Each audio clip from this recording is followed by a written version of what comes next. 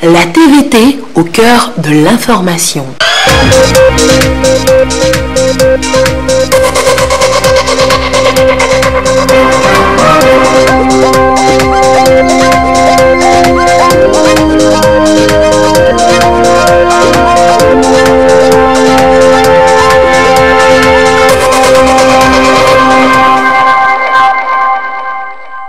Bonsoir madame, bonsoir monsieur. D'abord les titres de ce journal. La ministre en charge de l'alphabétisation a célébré avec les populations de Sanda, Kagbanda, la 52e journée internationale de l'alphabétisation. Dans un pays où plus de 43% de la population est analphabète, Autorité publique a compris que faire savoir lire, écrire et compter est un facteur primordial du développement.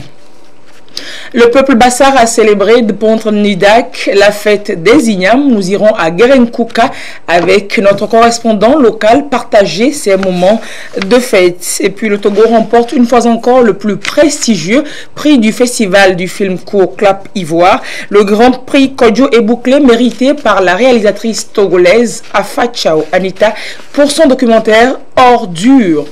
Et Togo-Bénin, 0 but partout, c'est le score vierge qui a sanctionné la confrontation ce dimanche à Lomé entre Épervier et Écureuil, comptant pour les éliminatoires de la CAN 2019.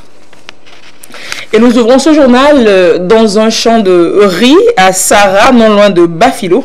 Des essais s'y font pour améliorer les variétés de riz et augmenter de ce fait la productivité pour les paysans.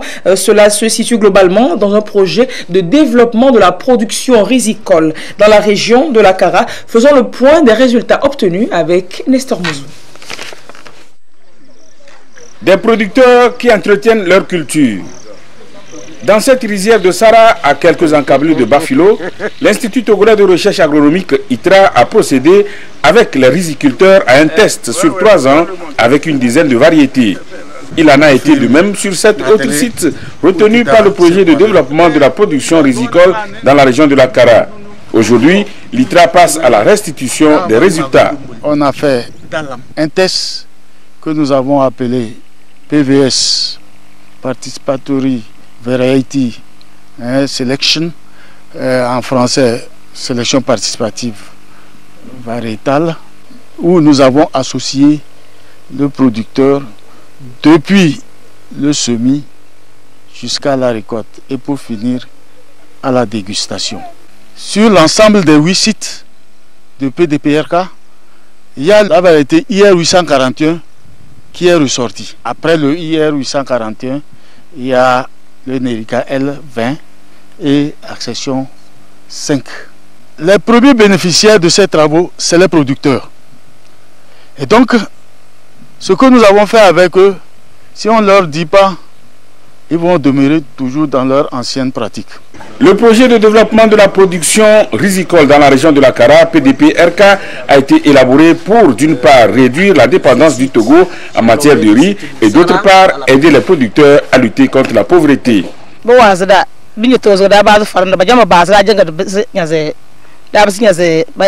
Le projet est d'une grande utilité pour nous.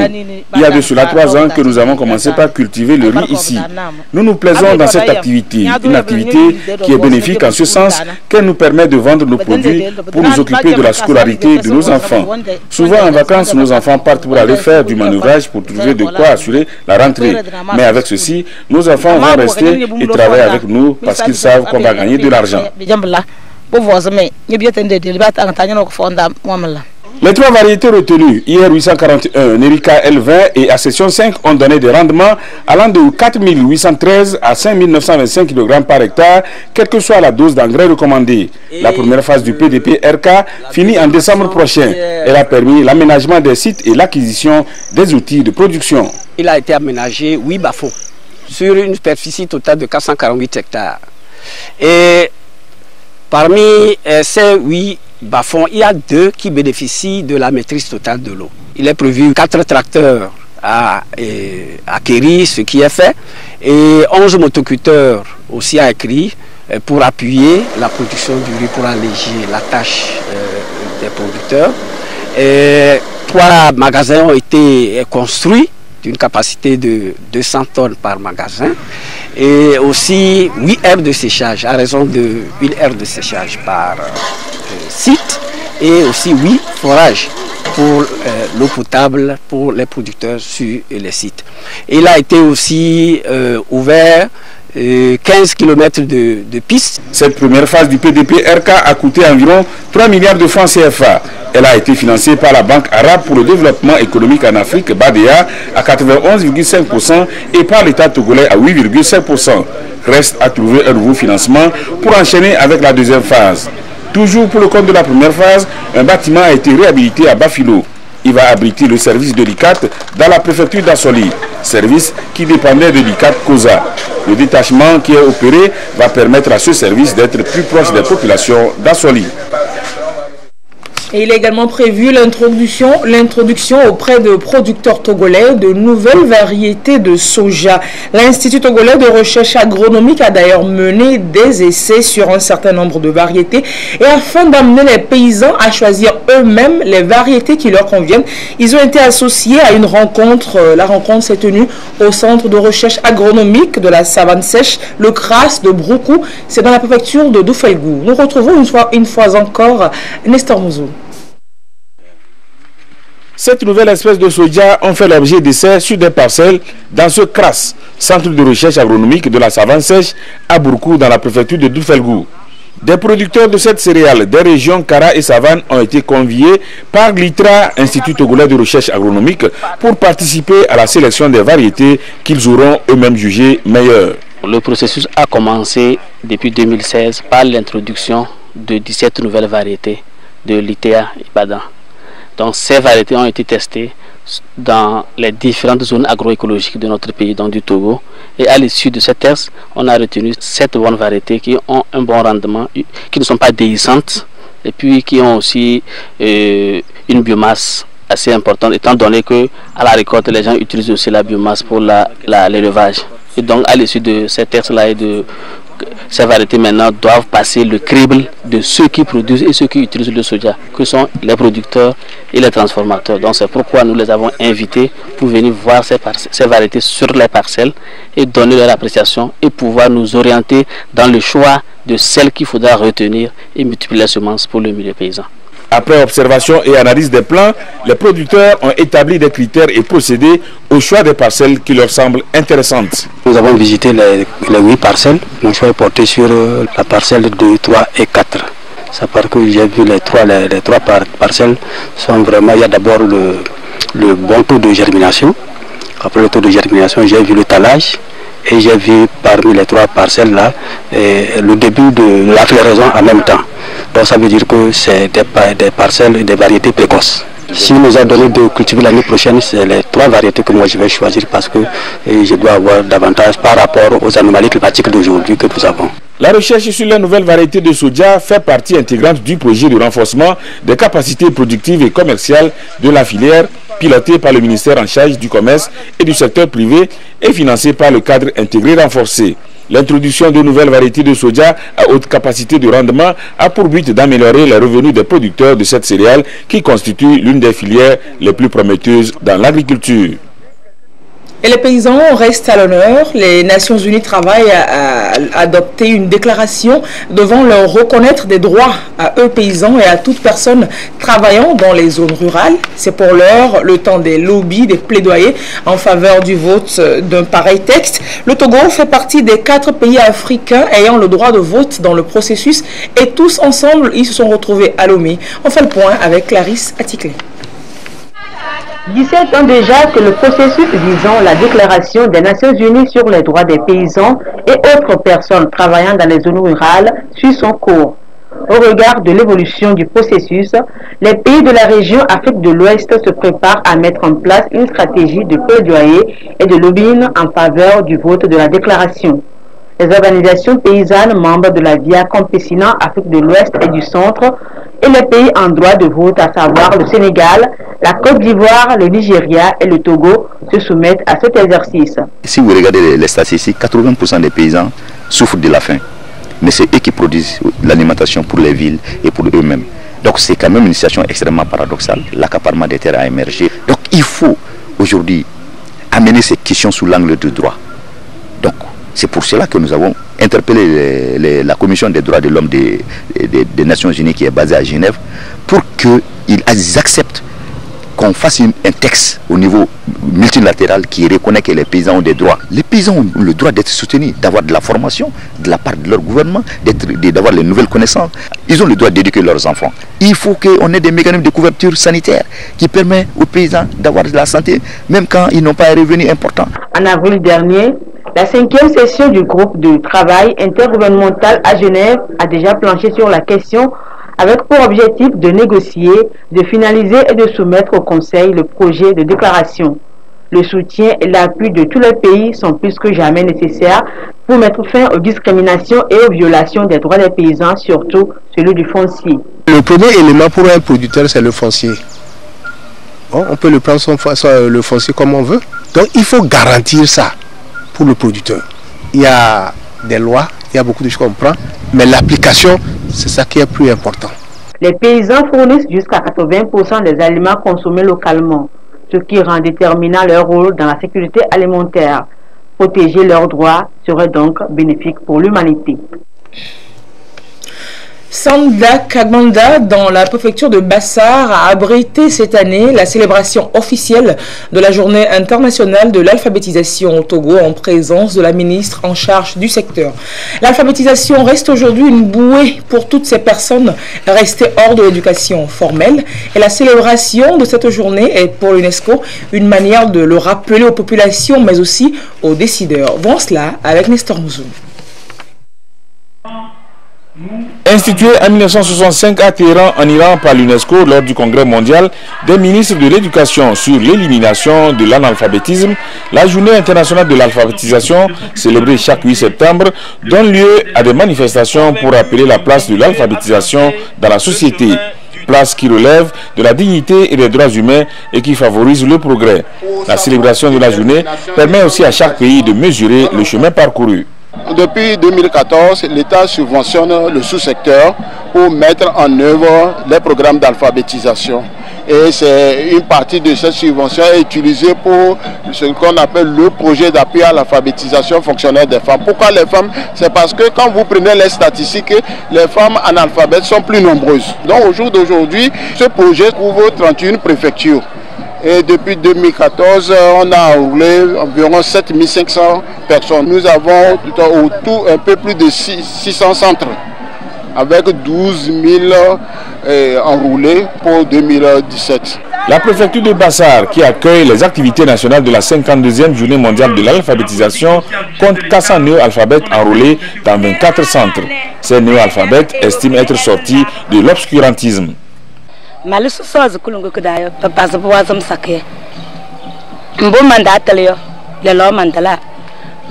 L'alphabétisation m'a ouvert les yeux. Ce que je ne connaissais pas avant, aujourd'hui je le connais. Par exemple, avant, pour les activités commerciales, nous mélangeons tout. On ne savait pas qu'il fallait mettre le capital d'un côté et le bénéfice de l'autre. Grâce aussi à l'alphabétisation, nous avons appris à faire le compost. Avec ça, nous arrivons à avoir des récoltes très satisfaisantes au champ.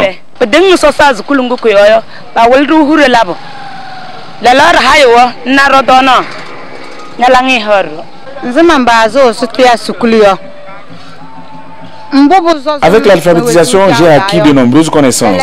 Nous savons faire du compost. Nous avons appris à faire des activités génératrices de revenus comme la fabrication du savon, ce qui nous permet de mieux vivre. L'alphabétisation nous a permis de comprendre l'intérêt de l'espacement des naissances.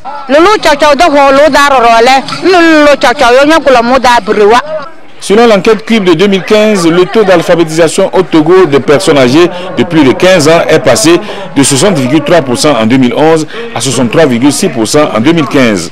Tout en se réjouissant des efforts enregistrés en matière d'alphabétisation, la ministre en charge de ce secteur reconnaît qu'il y a encore des défis à relever. Des défis restent encore à relever en vue d'une meilleure efficacité des activités du sous-secteur.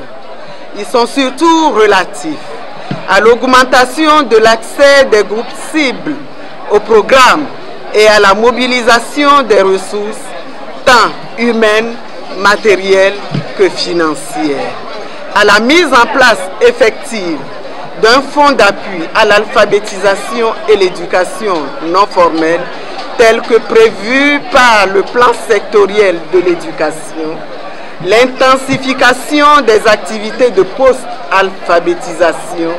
La célébration de la 52e journée internationale de l'alphabétisation à Sanda-Kagbanda s'est poursuivie avec la mise en terre des plans. Dans le processus de décentralisation, Sanda-Kagbanda et Sanda-Afou sont devenus une commune. C'est sur le site sur lequel seront construits les locaux de cette commune que le reboisement a été fait.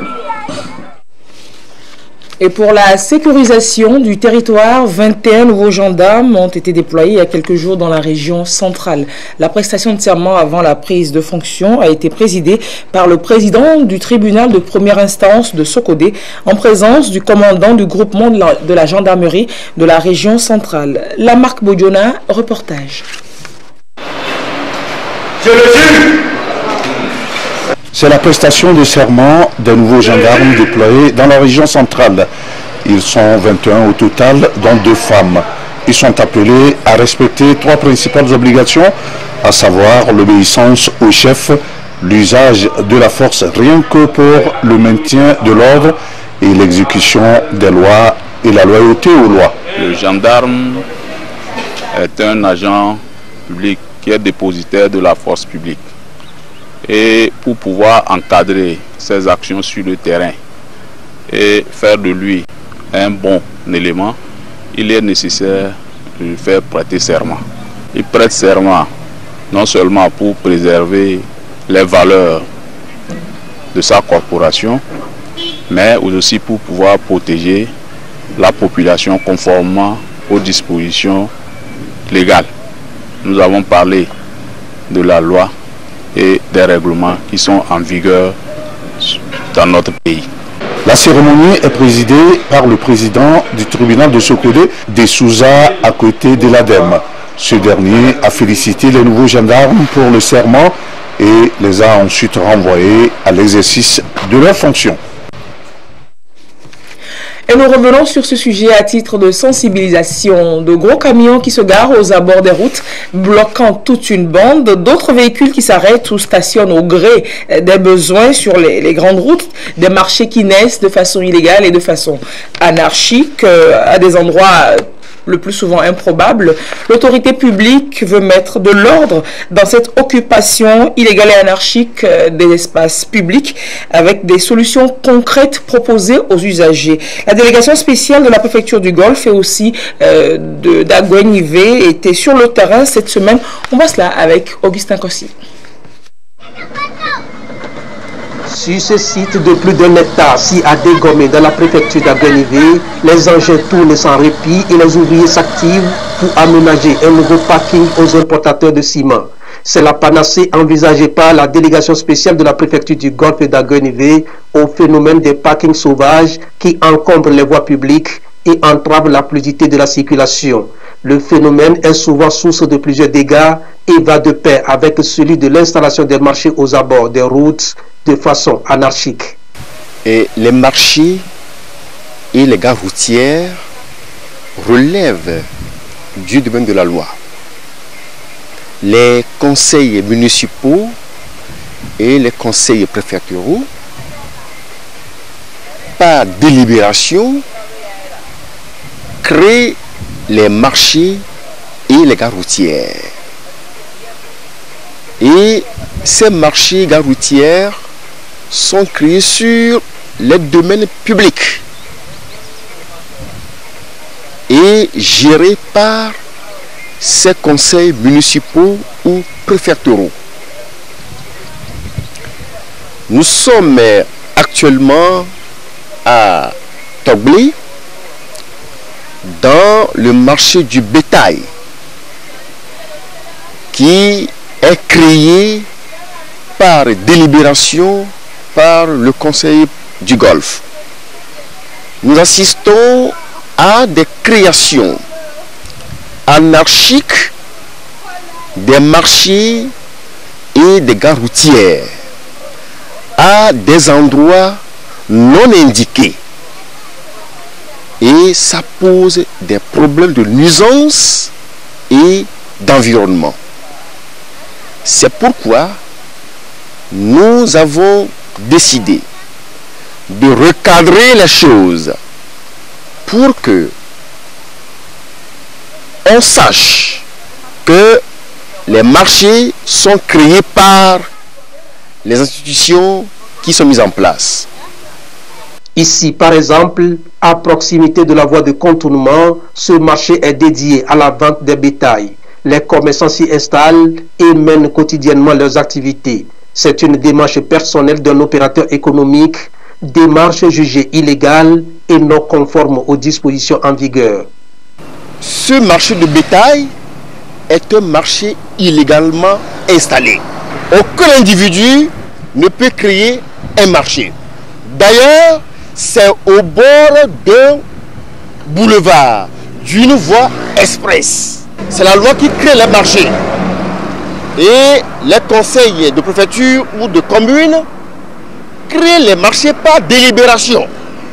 Ce n'est pas un individu qui doit venir créer un marché à sa guise, sur son terrain privé. Et la Cour suprême du Togo l'a bien martelé, que c'est un marché illégalement construit et qu'on doit le dégager. En effet, le propriétaire des lieux jouit d'une autorisation d'installation provisoire d'un marché de bétail à Fiodopus sur un domaine foncier public. Mais celui-ci, sans autorisation préalable aucune, selon la justice, a décidé de déménager du lieu attribué pour un autre endroit non autorisé, notamment sur sa propriété privée. Et pourtant, non loin de là, l'État dispose d'un marché public de bétail pour tous les opérateurs. Les cadres du parti UNIR de la préfecture de Tchamba, avec à leur tête le vice-président en charge du parti dans la région centrale, étaient à Tchamba cette semaine pour partager avec les militants à la base. Ils ont discuté autour des modalités de candidature aux prochaines élections législatives. La marque Beaujolais. Les cadres du parti UNIR de la préfecture de Tchamba ne se lassent pas dans la mobilisation de leurs militants de base dans la conquête de l'électorat.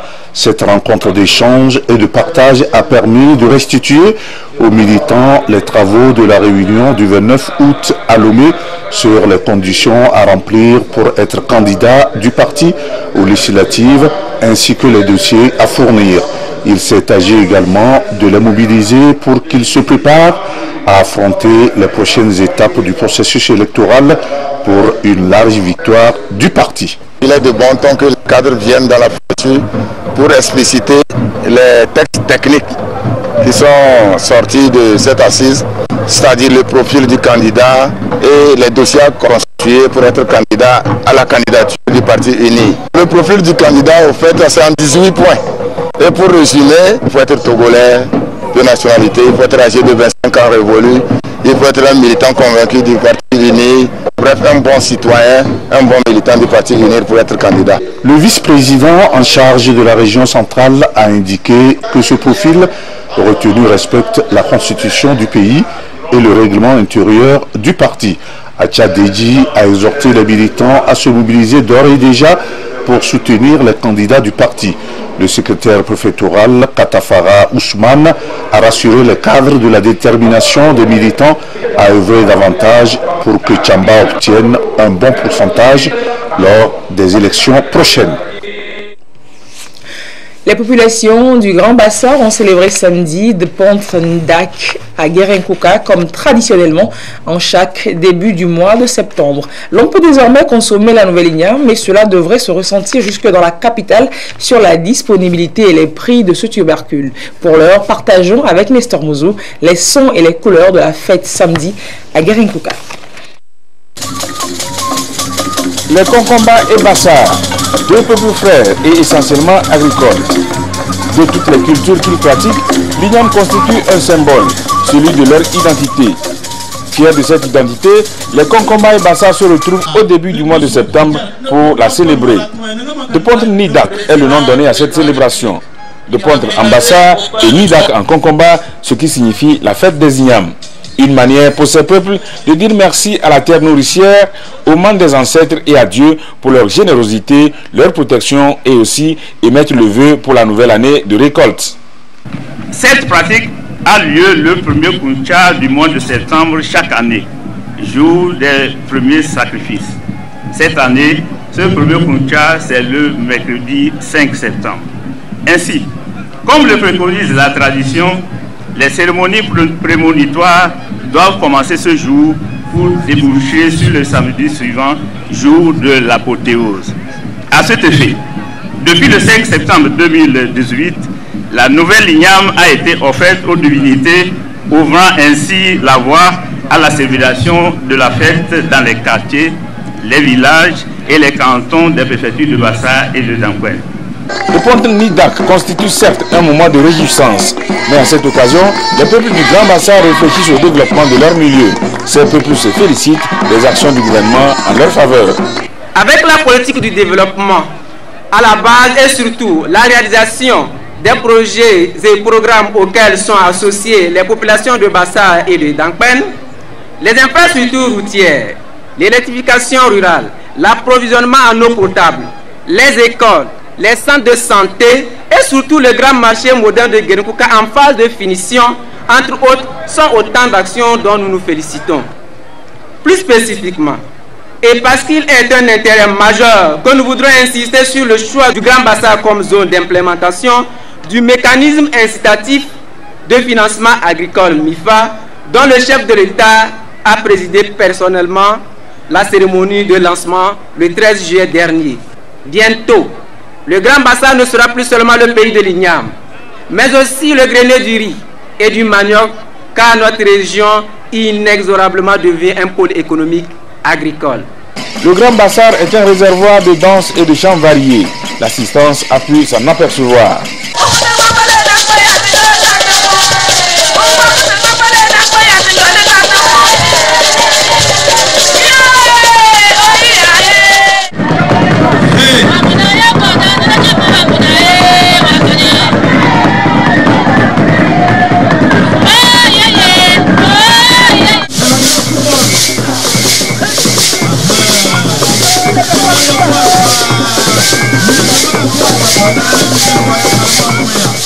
La fête des Ignames est célébrée pour la 54e fois. L'édition de cette année est placée sous le thème « Le vivre ensemble pour le développement socio-économique du Grand Bassar », thème qui satisfait le représentant du chef de l'État. Le thème de cette édition illustre à suffisance l'intérêt que vous portez aux questions de développement de notre pays et démontre votre engagement à œuvrer aux côtés du gouvernement à la promotion de notre patrimoine culturel commun. En effet, la culture est aujourd'hui un puissant vecteur de développement économique et social. Le Grand Bassar se doit donc de tirer davantage profit de ces nombreux et historiques sites culturels et touristiques, en l'occurrence Nangbani, Banjeli, site archéologique de Bichabé et de Bapouré, pour ne citer que cela, pour promouvoir son développement économique et social. Hormis ces atouts touristiques, le peuple du Grand Bassar a un patrimoine culturel immatériel extraordinaire. L'on peut relever ici la danse Tibol ou danse du feu, une danse qui mérite d'être mondialement connue. À ceci s'ajoute la culture de la meilleure qualité d'Igname, le Laboko, qui caractérise les peuples Bassar et Konkomba. Pour pérenniser ces avantages comparatifs, les fils et filles du Grand Bassar doivent cultiver la paix, la tolérance, la sécurité, gage d'un vivre ensemble paisible et de développement durable. Une innovation a été introduite dans la célébration de la fête de Ponte Nidak depuis l'année dernière. Désormais, le comité d'organisation va procéder à chaque édition au tirage au sort d'un canton du Grand Bassar pour bénéficier d'une œuvre sociale après la fête. Cette année, c'est le canton de Natchitipi qui a été choisi. Ce canton succède à celui de Manga. L'œuvre sociale peut concerner la santé, l'éducation, l'agriculture et bien d'autres domaines. Direction Afagnan à présent, dans la préfecture du Bas-Mono. Là, le parti UNIR, Union pour la République, a rencontré la population pour échanger sur les défis de l'heure pour la tenue des prochaines échéances électorales. La jeunesse du milieu était donc rassemblée pour recevoir le message autour d'un gala de football de la fraternité. Et les meilleurs élèves de l'année ont également été récompensés par le parti UNIR. Reportage Gérard Lagouzou. Les réservistes sont 6. Triple activité menée par le parti Unir, Union pour la République, à Afagnon dans la préfecture du Bas-Mono. D'abord, le grand gala de football de fraternité de la jeunesse du Bas-Mono. La finale de la compétition a mis aux prises l'équipe Monostade Agomeglozo en bleu et Asta FC en couleur orange. À l'issue de la rencontre, c'est Asta FC qui a pu tirer son épingle du jeu sur un score de 2-0. Le match de la 3e place a opposé l'équipe Hippopotame d'Agbetiko en jaune citron aux Aigles d'Achitogon en vert. Score final 1-0 en faveur des Aigles d'Achitogon. Les 4 meilleures équipes ont reçu des enveloppes financières et du matériel de sport, tandis que les 4 dernières équipes de la compétition sont reparties avec des prix de participation, des ballons. Ensuite, dans le contexte de la promotion de la culture de l'excellence en milieu scolaire, les 3 meilleurs élèves des niveaux CEPD et BEPC session 2018 ont été récompensés. Au total, 243 élèves issus de 81 centres d'écrit ont reçu des kits scolaires. Dans le même élan, du matériel de construction a été symboliquement remis à la population pour des éventuels travaux de réparation des infrastructures scolaires et marchandes. Le football unit le peuple et nous avons, nous, au niveau du parti uni Bas-Mono, avec nos cadres, nous avons pensé réunir cette population autour de ce ballon rond. Le chef de l'État soutient déjà l'éducation par School Assure. Donc nous sommes aussi, nous, avec les cadres, nous sommes dans cette dynamique. Nous voulons soutenir cette action, c'est pourquoi on veut doter les meilleurs, les excellents des centres d'examen de la préfecture du Bas-Mono. Ce n'est pas fini, ce n'est pas seulement les kits scolaires, mais nous avons pensé aussi soutenir l'action en dotant certaines écoles de tôle. Le dernier acte de cette rencontre est axé sur la sensibilisation sur les idéaux du parti Unir, conformément à la conduite à tenir avant, pendant et après les prochaines échéances électorales. C'est un message simple. Bientôt nous serons sur le terrain, sur le plan politique. Nous sommes les meilleurs joueurs. Il n'ont qu'à nous pousser en avant pour que nous puissions marquer le but.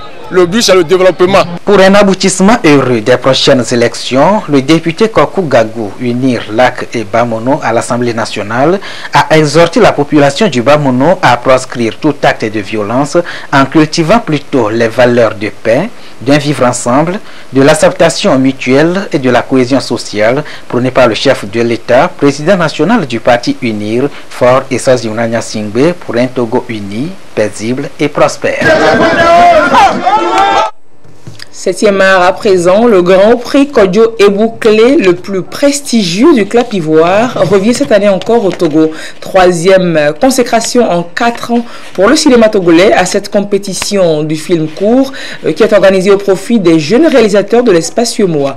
En attendant donc de vous proposer prochainement les temps forts de la cérémonie de récompense, nous vous proposons de suivre le compte rendu de la projection des 8 derniers films qui étaient en compétition avec Chazanam Baga. La vie de Daniel est une fiction de 13 minutes. L'œuvre raconte l'histoire d'un autiste qui cherche à s'insérer dans la société. L'autisme étant une maladie très peu connue dans nos communautés, Daniel est plutôt rejeté par les siens qui le prennent pour un sorcier. Ce qui n'est pas le cas. Voilà pourquoi l'auteur Gilbert Bararamna a voulu faire la lumière sur cette maladie. J'ai vu un article de l'OMS sur Internet qui parlait de ce cas et qu'en Afrique, il y avait près de 10 millions de personnes qui étaient atteintes de cette pathologie-là, mais qu'on traite comme des sorciers. Donc, je me suis dit, pour lever le voile sur ce sujet, il faudrait que je traite ça. Il y a de ces films comme Rain Man qui parlent des autistes comme des gens hyper intelligents, et c'est vrai, c'est le cas. Mais moi, beaucoup plus, c'est le fait de les faire sortir de l'ombre d'abord et voir ensuite ce qu'ils sont dans la société. Au-delà de l'autisme, la vision du réalisateur est d'amener l'ensemble de la population à changer de mentalité face aux personnes handicapées. Quels que soient les troubles de la personnalité qu'un membre de la famille ou un proche a, il faudrait l'accepter tel qu'il est. Il ne faut pas chercher à le faire sortir de son environnement naturel, mais plutôt chercher à le comprendre pour pouvoir l'intégrer dans la société comme il est. Nous sommes tous différents, nous avons tous nos côtés négatifs et nos côtés positifs. Un autiste, c'est une personne qui réagit différemment et qui peut apporter un plus à la société. Message bien reçu ici par le public qui a apprécié l'œuvre dans toutes ses dimensions. Moi, ça m'a beaucoup impressionné dans le sens où les acteurs ont bien joué, surtout l'acteur principal. Il a joué aussi naturellement son rôle. Et à la suite de cela, il y avait une belle qualité d'image. Bon, le scénario aussi était original. Si vous avez un proche qui a des handicaps, vous avez un ami qui a des handicaps, il ne faudrait pas qu'il soit mis à marge de la société. Il faut l'aider. Vraiment, c'est un bon film. Moi, j'ai vraiment aimé le film. J'ai compris qu'avec ce genre de personnes, il faut être beaucoup patient. Vraiment, je vais changer de comportement avec les handicapés parce qu'avec eux, il faut être vraiment patient. Avant cette séance, les jeunes réalisateurs ont eu une rencontre d'échange avec le cinéaste ivoirien Koulibaly Adama dit Arantes Debonali, l'un des tout premiers lauréats de Clap Ivoire. Les travaux ont été essentiellement consacrés au partage d'expériences afin de permettre aux jeunes réalisateurs de pouvoir identifier et saisir les opportunités d'affaires dans l'industrie du film, mais aussi à éviter les obstacles dans leur parcours cinématographique. Et football pour finir ce journal, éliminatoire CAN Total Cameroun 2019. La deuxième journée s'est disputée aujourd'hui à Lomé. Les éperviers du Togo ont été tenus en échec par les écureuils du Bénin au stade municipal de Lomé. 0 but partout, un stade plein à craquer. Un match nul qui n'arrange pas vraiment les poulains de Claude Leroy pour la suite de la compétition. Après donc 2 journées, les éperviers du Togo sont au bas du tableau avec la Gambie, un but chacun. Et dans ce groupe, l'Algérie est en tête avec 4 points, suivi du concurrent du jour du Togo, donc le Bénin, avec 4 points également.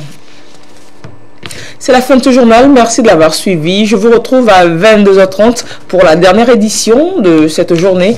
A tout de suite alors. Très bonne suite de programme sur la TVT.